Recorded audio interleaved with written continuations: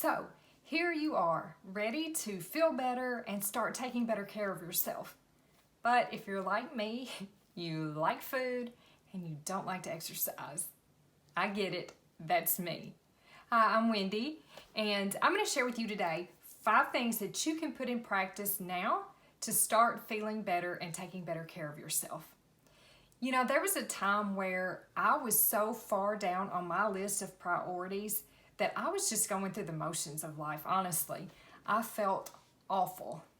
And I learned the hard way that you have to prioritize yourself so that you can take care of all the people around you and just live a more enjoyable life. You know, I decided I want to enjoy time with my children. I want to feel better. I just want to enjoy life. And I wasn't at that particular time because I was so stressed out. I was so overwhelmed and so anxious. I didn't feel like I had time to worry about taking care of myself. But I've learned that you can take small actions every day and they will add up to big results. So let's get right into those 5 things that you can start doing today. Number 1, drinking more water. I know, it's boring. You probably expected that. But honestly, water is so important for so many of your body functions, and it's something simple that you can do. You know, it's easy. Even if you don't like water, I'm not saying you have to drink a gallon of water every day. Start where you are. Replace one soft drink with a glass of water today. That's it. Just get started. Eat foods that are rich in water content. That's another way to get your water in. But there are small things that you can do as far as upping your water intake that will make you feel better day after day after day if you do it every day. Again, when you drink water, you also fill yourself up so you're less likely to reach for snacks. Which brings me to number 2. And I know you saw this one coming. Limit your sugar intake. I know. I could live on sweets, and this is really a difficult one for me. But just being intentional about the sugar that you eat throughout the day can make a big difference. You know, stopping and thinking, do I really, really want this? How is it going to make me feel if I eat this? You know, an hour from now, am I going to feel sluggish and gross and wish that I had just let it be? Think about those things. You know, I'm not saying cut out sweets completely. I'm certainly not going to do that because I know that is not sustainable for me. It's just not. And I want to set realistic goals for myself. So if you're like that as well, maybe you can just start to be more intentional about the sugar that you consume every day and save those sweet treats for a special occasion where you're going to celebrate a win, or you're going to go out with your family and you want to enjoy a piece of cake at the restaurant, whatever it is for you. But just being more intentional and paying better attention to the sugar that you consume every day can make a big difference over time. Okay, so now we're at number 3, which is pray or meditate. And that may seem to be coming from left field, but when you think about your overall health and how you feel, you have to look at it as a whole, and that includes your mind and your mindset. You know, when you're worried and anxious and you have these negative thoughts, it affects your whole body. You feel it, right? Like you just feel worn out and tired and just overwhelmed when you are consumed with these thoughts. So taking time, a few minutes each day to practice gratitude, pray, meditate, reflect, get along with your thoughts can go a long way toward making you feel better physically. And it doesn't have to take up a lot of time. So whatever that looks like for you, make sure you're setting aside time each day to focus on your mental wellness. All right, so the next thing that you can start to do today to take better care of yourself is dry brush your skin.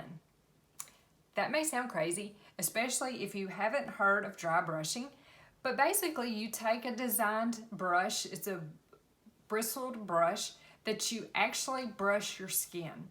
You start at your toes, work up your body toward your heart, and that helps flush your body of toxins by activating your lymphatic system. It's an ancient practice.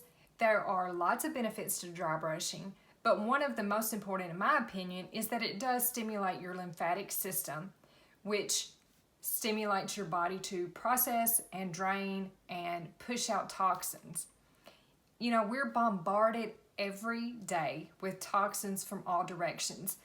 And our body is amazingly made with its built-in detoxification system. But often we are so, like I said, bombarded with toxins that our body is just working so hard to kind of maintain status quo. You know, it's working so hard that any little thing we can do to help it is a plus. And one of those things is to dry brush your skin. I like to do it at night because I shower at night. But it is to be done before you shower to help activate that system, exfoliate skin, and then you take a shower and you just feel better and feel refreshed once you do that. So it's a self-care, enjoyable activity as well as being necessary to help your body do what it's meant to do in terms of detoxifying itself. Okay, and then lastly, we are going to talk about prioritizing your sleep.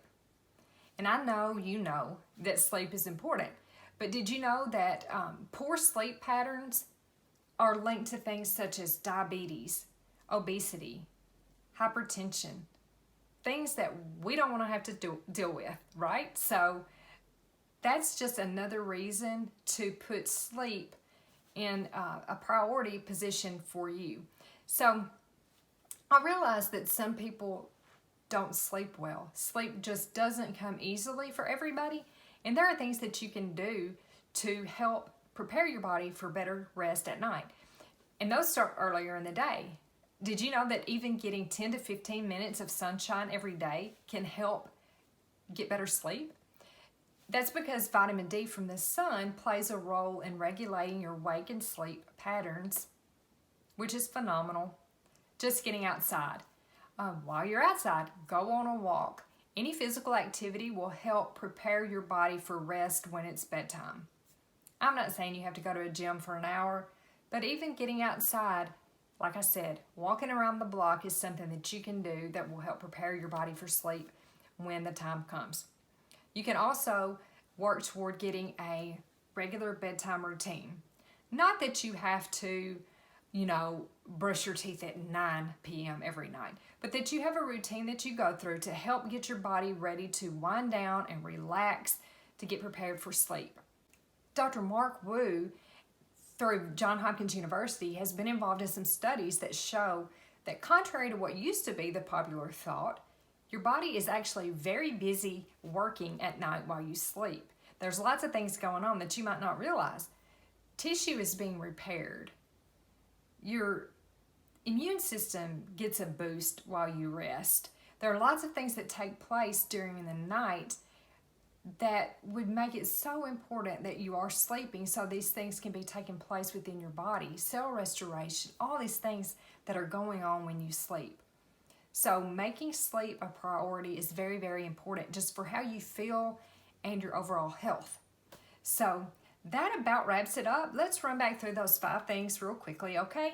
So drinking more water, limiting your sugar intake, praying and meditating, dry brushing your skin, and prioritizing your sleep are 5 things that you can do today to put yourself in a position to feel better and to be better taken care of.